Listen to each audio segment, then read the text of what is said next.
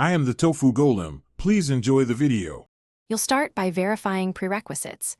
Both your Google TV and Google Home must be on the same Wi-Fi and signed into the same Google account. Once done, open the Google Home app on your phone and confirm it's updated. This avoids compatibility issues. Make sure Google TV system updates are applied so the device advertises cast and device control properly.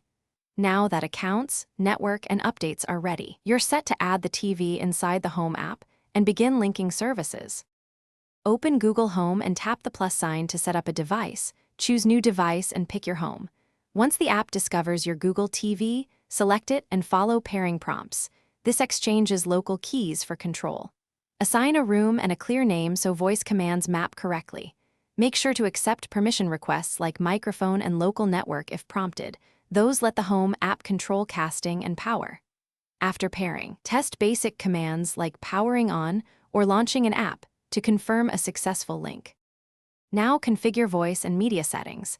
Make the Google TV your default media speaker or set up voice match so personalized results work. Once configured, issue a clear command.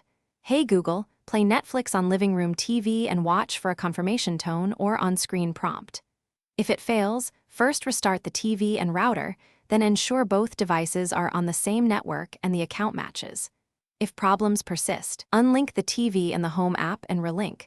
That resets permissions and often fixes stubborn. Thanks for watching. Consider subscribing if we helped you today.